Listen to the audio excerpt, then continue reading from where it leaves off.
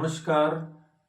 Political science with GS via YouTube channel में आप सबका हार्दिक स्वागत है, अभिनंदन है।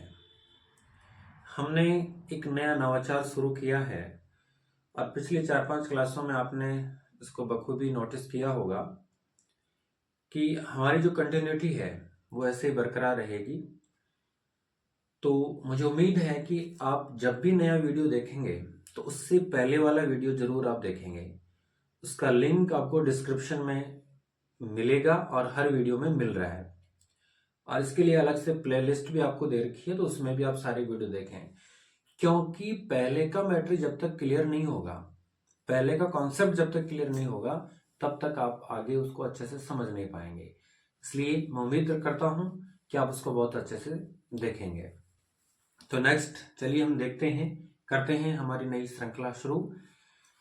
कॉन्स्टिट्यूशनल डेवलपमेंट इन इंडिया, ये जो हमने एक नया अध्याय शुरू किया है काफी लंबा है, जिसको हम आगे की 2 क्लास में कंप्लीट कर देंगे। उसमें बहुत से एक्ट हमने देखे। शुरुआत हमने रेगुलेटिंग एक्ट से की थी, उसके बाद एक पिट्स इंडिया एक्ट आया है, 4 उसमें चार्टर एक्ट आए, उसके बाद 1858 का पढ़ा, 61 का पढ़ा, 92 का पढ़ा और 1909 का पढ़ा। इसी श्रृंखला को हम आगे उच्च स्तर तक पहुंचाने का काम करते हैं और हम बात करेंगे आज 1919 का भारत शासन अधिनियम। कौन सा अधिनियम? 1919 का भारत शासन अधिनियम हम देखने वाले हैं। तो एक्चुअल में 1919 का ये जो भारत शासन अधिनियम भारत में जब आया, पारित होकर ब्रिटेन की पार्लियामेंट से, तो उस समय की सिचुएशंस क्या थी, क्या ऐसी मजबूरियां रही होगी ब्रिटिश गवर्नमेंट के सामने जो उन्होंने इस प्रकार का कानून बनाया। तो सबसे पहले हम देखते हैं इसकी क्या पृष्ठभूमि। पृष्ठभूमि में जो प्रमुख बातें हैं उस समय की, उनको हम देखने का काम करते हैं। सबसे पहले 1912 को भारत की राजधानी कलकत्ता से दिल्ली ट्रांसफर की गई। यानी राजधानी किसको बनाया गया? दिल्ली को बनाया गया। तो जो मुख्य केंद्र कभी बंगाल कलकत्ता हुआ करता था, अब उसके साथ साथ वो कौन सा बन गया? दिल्ली भी बन गया। तो स्वाभाविक है, जन आक्रोश और एक सेंटर पॉइंट बनने के नाते अंग्रेजों के सामने एक समस्या भी आ गई। वर्ष 1914 को एक उग्रवादी नेता लोकमान्य बाल गंगाधर तिलक, जो मांडले जेल से रिहा होकर वापस सक्रिय राजनीति में लौटते हैं, तो इसमें तिलक जेल से छूटते हैं। वर्ष 1915 कब की बात है? वर्ष 1915 को महात्मा गांधी दक्षिण अफ्रीका से एक लंबा मिशन पूरा करने के बाद, एक लंबी अवधि के बाद कहां लौटते हैं? भारत लौटते हैं। तो कौन लौटे भारत? भारत लौटे कौन? महात्मा गांधी। आपने पढ़ रखा होगा कई जगह 9 जनवरी को। तो 9 जनवरी को कौन सा दिवस मनाया जाता है? प्रवासी भारत दिवस मनाया जाता है। 1916, क्योंकि उस समय भारतीय राजनीति के 2 प्रमुख दल हुआ करते थे, एक तरफ कांग्रेस और दूसरी तरफ मुस्लिम लीग। तो 1916 का अधिवेशन कांग्रेस का आयोजित हुआ था लखनऊ में। कहां हुआ था? लखनऊ में। लखनऊ के इस अधिवेशन अंबिका चरण मजूमदार जो इसकी अध्यक्षता कर रहे थे, इसमें 2 मुख्य काम हुए। इसमें पहला जो काम हुआ वो ये हुआ कि कांग्रेस और मुस्लिम लीग, कांग्रेस और कौन? मुस्लिम लीग देश की स्वतंत्रता के लिए, शोषण से मुक्ति के लिए एक हो गए। साथ ही कांग्रेस के भी 2 पार्ट थे, एक उग्र, दूसरा उदार, जिसको हम कहते हैं गर्म दल और जिसको क्या कहते हैं? नरम दल या उदार दल। ये एक होते हैं कब? 1916 को। 1917 महात्मा गांधी ने एक सत्याग्रह किया बिहार के, कहां से? चंपारण। उसमें उनको सफलता मिलती है। वर्ष 1919 को, कब, वर्ष 1919 को दो बड़े घटनाक्रम होते हैं। एक तो ब्रिटिश सरकार में उस समय के विधि मंत्री सर सिडनी रोलेट ने एक एक्ट बनाया जिसको हम कहते हैं, कौन सा एक्ट, रोलेट एक्ट, 18 मार्च 1919 को। ये जो रोलेट एक्ट आया, इस रोलेट एक्ट के विरोध में दो पंजाब के बड़े नेताओं को छुड़वाने के लिए सत्यपाल और डॉक्टर कीचलू नाम से, उसके लिए बहुत बड़ा एक आंदोलन हुआ था। बैसाखी के दिन 13 अप्रैल 1919 और एक बहुत बड़ा हत्याकांड हो गया जिसको इतिहास में जिस नाम से जानते हैं, जलियांवाला बाग हत्याकांड इसको कहते हैं। इसी समय 1914 से 18 के बीच में एक विश्वव्यापी युद्ध भी चल रहा था जिसको हम कहते हैं, कौन सा, फर्स्ट वर्ल्ड वॉर। तो ये प्रमुख सिचुएशंस थी जो अंग्रेजों को मजबूर करती है कि एक नया एक्ट चाहिए, एक नया कानून चाहिए जिसके अकॉर्डिंग भारत की शासन व्यवस्था को रेगुलेट किया जा सके। अब इन सिचुएशन के अकॉर्डिंग ही भारत में कानून आता है, कब, 1919। अब 1919 का ये जो एक्ट जब भारत आया तो इस एक्ट के समय इंग्लैंड में जो भारत सचिव था, कौन, भारत सचिव का नाम था, तत्कालीन भारत सचिव 1919 के एक्ट के समय लॉर्ड मॉन्टेग्यू। क्या नाम था, मॉन्टेग्यू। भारत सचिव, ये जो भारत सचिव था उसका नाम था मॉन्टेग्यू। क्या नाम था, मॉन्टेग्यू। और जो भारत का गवर्नर जनरल था, कौन, गवर्नर जनरल का नाम था चेम्सफोर्ड।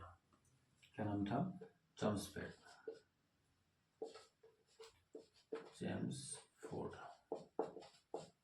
इस एक्ट का एक दूसरा नाम और आता है, मॉन्टेग्यू चेम्सफोर्ड सुधार अधिनियम। क्या कहते हैं इसको, मॉन्टेग्यू चेम्सफोर्ड सुधार अधिनियम के नाम से इसको जानते हैं। क्योंकि मॉन्टेग्यू उस समय भारत सचिव थे और मॉन्टेग्यू ने यह घोषणा की थी 20 अगस्त को कि भारत में बहुत जल्द उत्तरदायी शासन की स्थापना की जाएगी। कब की थी, 20 अगस्त 1917 को। किसने की थी घोषणा, मॉन्टेग्यू ने घोषणा कब की थी, कौन से महीने में की थी, अगस्त महीने में की थी। इसलिए इस घोषणा को किस नाम से जानते हैं, अगस्त घोषणा के नाम से भी जानते हैं कि भारत में बहुत जल्द उत्तरदायी शासन की स्थापना की जाएगी। ये कुछ जनरल फैक्चुअल बातें हैं जो हम 1919 के एक्ट के बारे में जान रहे हैं। मॉन्टेग्यू ने जो घोषणा की थी अगस्त में, इसलिए उसको अगस्त घोषणा कहते हैं। ऐसे ही 1942 में क्रांति हुई थी भारत छोड़ो आंदोलन नाम से, तो वो जो अगस्त में क्रांति हुई थी उसको अगस्त क्रांति के नाम से जानते हैं। ठीक ऐसे ही उस 1940 में भारत के गवर्नर जनरल लॉर्ड लिनलिथ को, उन्होंने भारत के सामने एक प्रस्ताव रखा था कि आप युद्ध में सपोर्ट करो, भविष्य में आपको संविधान सभा बना के दी जाएगी। तो लॉर्ड लिनलिथ ने जो प्रस्ताव रखा था उसको कहते हैं अगस्त प्रस्ताव। देखिए, मॉन्टेग्यू की घोषणा को अगस्त घोषणा, भारत छोड़ो आंदोलन की क्रांति को अगस्त क्रांति, और लॉर्ड लिनलिथ के प्रस्ताव को कहते हैं अगस्त प्रस्ताव। 1940, 1942 और ये 1917। तो मॉन्टेग्यू ने घोषणा की थी कि भारत के लिए उत्तरदायी शासन की स्थापना करेंगे। इस घोषणा को इंप्लीमेंट करने के लिए ही ब्रिटेन की पार्लियामेंट के द्वारा इसे पारित करवाया गया। तो ये तो कुछ जनरल इंफॉर्मेशन इसके बारे में। अब एक्चुअल में इस एक्ट में था क्या, उसकी हम बात करते हैं। इस एक्ट में एक तो प्रावधान था किसका, प्रेमबल का, प्रस्तावना का। इस एक्ट में कुल धाराएं कितनी थी, 47, यानी धारा कितनी है इसमें, 47 इसमें धाराएं हैं। इस एक्ट में दो आती है क्या, अनुसूचियां। प्रस्तावना में क्या था, पहले उसकी बात कर लेते हैं। प्रस्तावना का पहला ही पॉइंट, सबसे अच्छा पॉइंट था क्या, कि भारत में किसकी स्थापना की जाएगी, उत्तरदायी शासन की स्थापना की जाएगी। किसकी स्थापना, उत्तरदायी शासन की स्थापना की जाएगी, फर्स्ट पॉइंट। सेकंड, भारत में ये जो उत्तरदायी शासन होगा वो तभी स्थापित हो सकता है जब इसमें स्वयं भारतीय अंग्रेजों का क्या करेंगे, सहयोग करेंगे। थर्ड, ये जो उत्तरदायी शासन होगा वो अचानक से नहीं होगा कि पूरे भारत में उत्तरदायी शासन बना दिया और अंग्रेज चले, ऐसा नहीं होगा। उत्तरदायी शासन होगा स्टेप बाय स्टेप, यानी कैसे होगा, उत्तरदायी शासन होगा क्रमिक रूप से, यानी कि धीरे धीरे होगा। और इस एक्ट में यह भी प्रावधान था कि अधिक भारतीयों को हम शासन में क्या बनाने जा रहे हैं, भागीदार बनाने जा रहे हैं। और भारत में या स्थानीय स्तर पर स्वशासन को बढ़ावा दिया जाएगा। तो ये प्रमुख प्रस्तावना में 1, 2, 3, 4 और 5 5 पॉइंट हो गए। उत्तरदायी शासन की स्थापना, भारतीयों का सहयोग लिया जाएगा, क्रमिक रूप से धीरे धीरे किए जाएंगे, शासन में भारतीयों को भागीदार बनाया जाएगा और स्वशासन को बढ़ावा दिया जाएगा। ये तो हो गई बात प्रस्तावना की। इन धाराओं में और अनुसूचियों में क्या क्या थी और इस एक्ट के मूल प्रावधान, मूल प्रोविजन क्या क्या थे, अब हम चर्चा करते हैं विस्तार से, डिटेल से। सबसे पहले तो ये जो एक्ट है या इस एक्ट का जो दूसरा नाम है वो कहलाता है द्वैध शासन। इसका दूसरा नाम क्या कहलाता है, द्वैध शासन, यानी दोहरा शासन। और ये जो द्वैध शासन था ये लागू किया गया था कहाँ, प्रांतों में, क्योंकि शासन के दो ही बड़े केंद्र थे, एक आपका केंद्र में और दूसरा प्रांतों में। तो प्रांतों में कौन से शासन को लागू कर दिया, द्वैध शासन को लागू कर दिया। द्वैध शासन का मतलब है शासन को दो भागों में बांट दिया। शासन का कुछ एरिया, कुछ पार्ट जिसका नियंत्रण गवर्नर के पास होगा, और शासन का कुछ एरिया, कुछ पार्ट जिस पर नियंत्रण निर्वाचित प्रतिनिधियों का होगा, यानी निर्वाचित होकर जो मंत्री बनेंगे उनका होगा। भारत मंत्री जिसको हम कह सकते हैं, भारत मंत्रियों का होगा। भारत मंत्रियों के पास में द्वैध शासन का जो पार्ट होगा उसको बोलते हैं हस्तांतरित विषय, हस्तांतरित विषय बोल सकते हैं, ट्रांसफरेबल विषय, हस्तांतरित विषय। जबकि गवर्नर के पास में जो विषय थे उनको बोलते थे रक्षित विषय। कौन से विषय, रक्षित विषय, रिजर्व, जिन पर नियंत्रण पूरा था गवर्नर का, जो किसी के प्रति उत्तरदायी नहीं था, सीधे गवर्नर जनरल के प्रति उत्तरदायी था, जबकि ये भारत की जनता के प्रति उत्तरदायी थे। रक्षित विषय महत्वपूर्ण विषय जैसे रक्षा है, न्याय है, आपकी पुलिस है, वित्त है, ये सारे जो विषय हैं वो तो गवर्नर के पास में थे। और जैसे कृषि है, शिक्षा है, स्वास्थ्य है, ये दिए गए हस्तांतरित विषयों में किनको, भारत मंत्रियों को। तो अच्छा प्रावधान था कि हस्तांतरित विषय कम से कम निर्वाचित लोगों को मिले। ऐसी स्थिति में इस द्वैध शासन को प्रांतों में लागू किया तो इसका एक नया नाम हो रहा है। इसी द्वैध शासन को हस्तांतरित विषयों के कारण कहते हैं उत्तरदायी शासन। क्या कहते हैं, उत्तरदायी शासन। लेकिन ये उत्तरदायी शासन प्रांतों में पूर्ण रूप से नहीं था, क्योंकि ये वाले विषय अभी भी उत्तरदायी नहीं है, गवर्नर ही सब कुछ है, इसलिए इसको पूर्ण उत्तरदायी नहीं कहते हैं। इसको कहते हैं कैसा उत्तरदायित्व, आंशिक उत्तरदायित्व शासन 1919 के एक्ट को कहते हैं। ये पहला इसका बड़ा प्रावधान था। दूसरा, केंद्र में, कहा, केंद्र में अभी भी किस प्रकार का शासन था, अन उत्तरदायी। केंद्र में अभी भी किस प्रकार का था, अन उत्तरदायी शासन हुआ करता था। किस प्रकार का, अन उत्तरदायी शासन। अन उत्तरदायी शासन का मतलब है कि केंद्र में जो गवर्नर जनरल हुआ करता था, गवर्नर जनरल, उसके पास में अभी भी वो सारी शक्तियां थी, चाहे वो वीटो की हो चाहे ऑर्डिनेंस की हो, तो गवर्नर जनरल ही सब कुछ था। हालांकि एक प्रावधान किया गया कि जो गवर्नर जनरल की कार्यकारिणी होगी, गवर्नर जनरल की कार्यकारिणी होगी, उसमें कितने भारतीयों को स्थान दिया जाएगा, 3 भारतीयों को स्थान दिया जाएगा। तो 1, 2, 3 3 पॉइंट हमने इसमें देखे।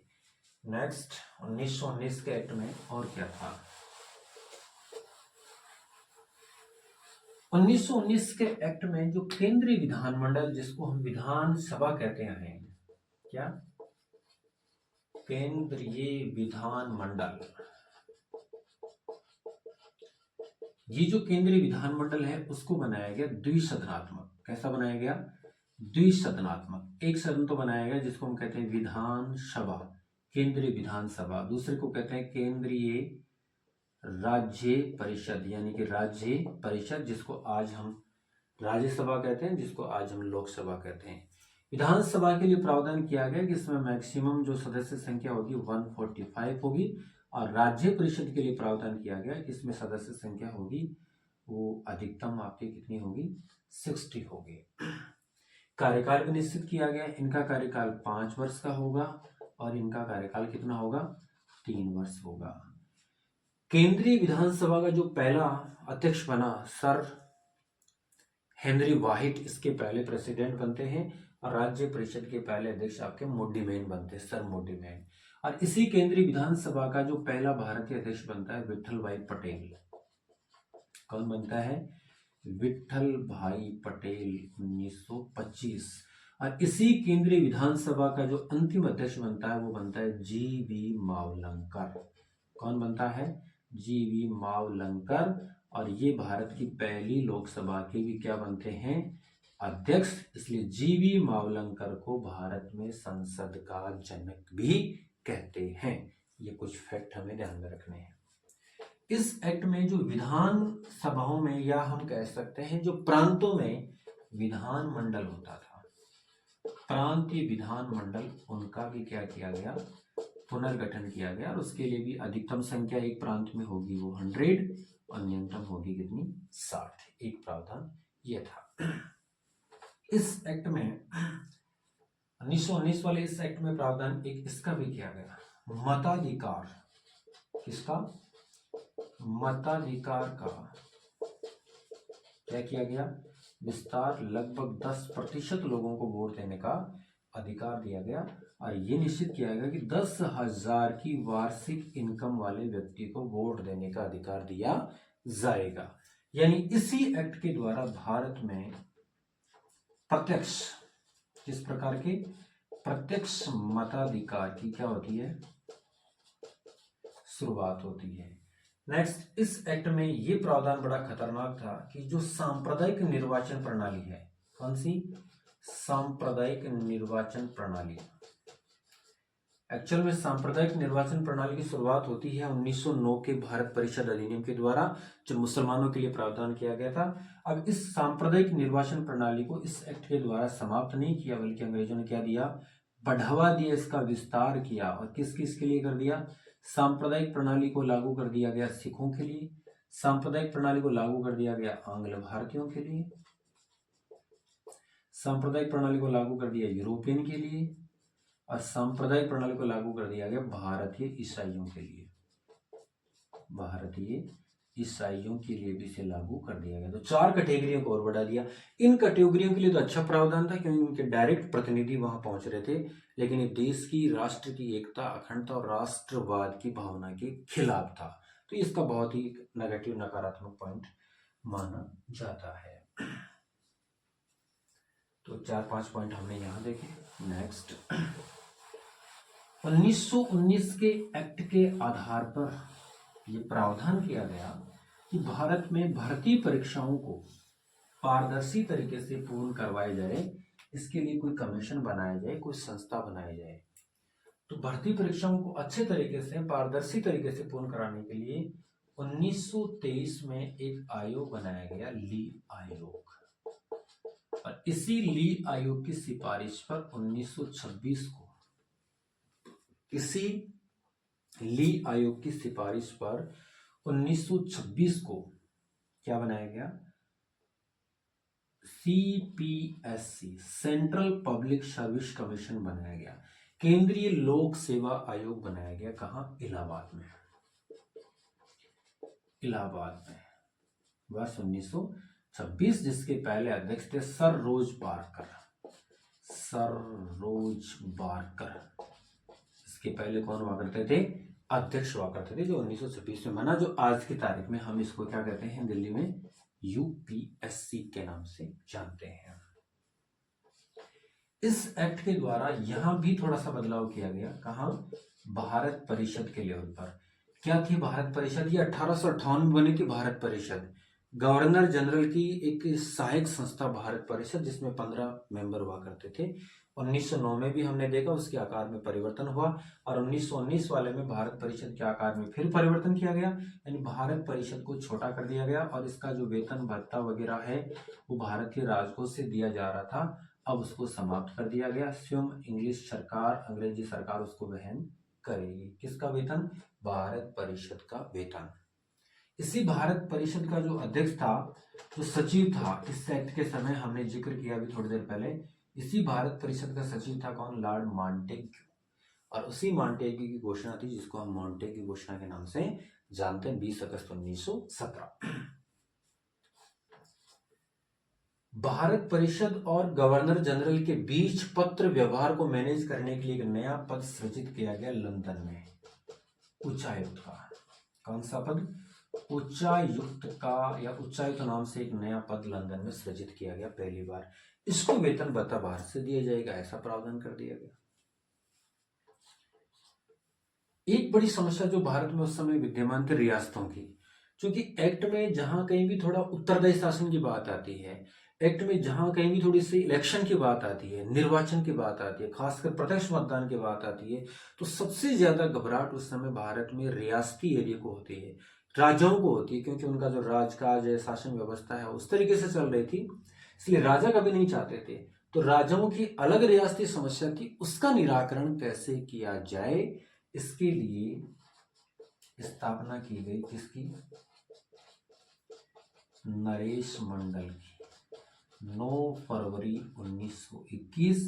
और इसमें कुल जो रियासतें बड़ी थी शामिल, वो कितनी?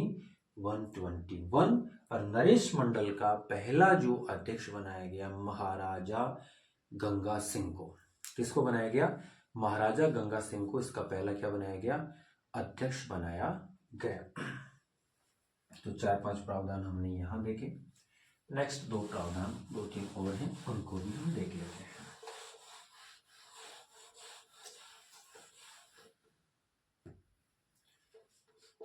इस एक्ट में ये प्रावधान था कि ये कितना सफल होता है, क्या इसकी कमी रहती है, उसकी हम करेंगे समीक्षा। यानी अगले 10 वर्षों बाद, 10 वर्ष के बाद क्या बनाया जाएगा?